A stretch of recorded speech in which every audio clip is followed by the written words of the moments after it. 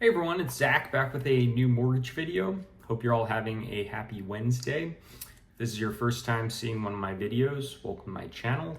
If you're a returning viewer, welcome back, where I'll try to demystify all things mortgage related. If you find this content helpful, please like and subscribe to my channel.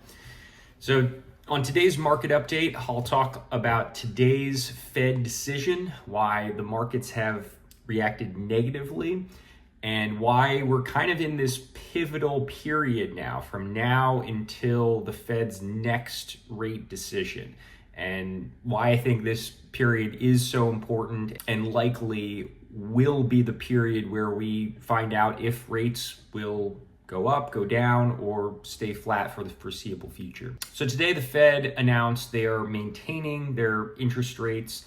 This was widely anticipated, and the initial reaction was pretty much non-existent. However, at his press conference, Jerome Powell was asked about September and how likely the Fed is to cut interest rates. And as I would have expected, he basically punted on the question, just saying, there's a lot of data between now and then. We haven't made any predetermined decisions on what we're going to do at the next meeting, which, to be fair, anytime you ask him that question after one of these meetings, he's going to say something like that. However, the market didn't like that answer, and now the probability of a rate cut has dropped significantly from 65% to under 50%, and that has caused an uptick in mortgage rates.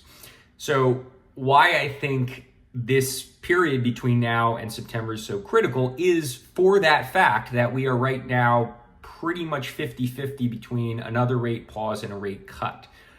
What's going to determine that? I think the biggest thing is going to be the jobs market. And this week, the data that we're going to get on Friday specifically is going to be critical for where the momentum is heading on that front. If we get an uptick in unemployment or a big decline in non-farm payrolls, that would probably put us back above 50% likelihood of a rate cut in September. But we have such a long time frame between now and the next Fed meeting. We'll have another unemployment report, we'll have another non-farm payrolls, and we'll also have two more inflation reports for CPI at least between now and then. So that could shift things quite a bit. Right now, it seems like inflation is pretty much staying flat in terms of the core readings. We're seeing an uptick in the headline numbers, but that's driven by energy, which is very volatile. That's why the Fed prefers the core inflation reading. The other reason that this time period is so critical is we are finally starting to get some really hashed out, finalized tariff deals. If we can legitimately get tariff finalized across the board in the next few days, the deadline right now that the Trump administration has set is August 1st, so Friday.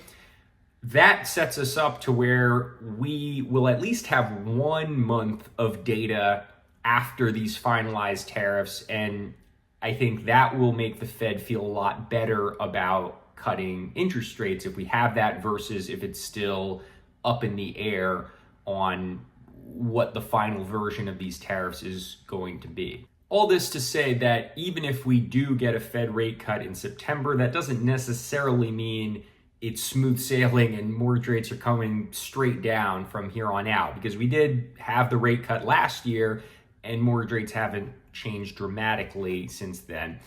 But it would definitely be a positive sign, and I think at least initially would cause some rate improvement if we start trending towards a rate cut in September versus another rate pause. As always, if you have any questions, shoot a comment below or feel free to call, text, or email me. Thanks for tuning in to this video, and I will see you next time.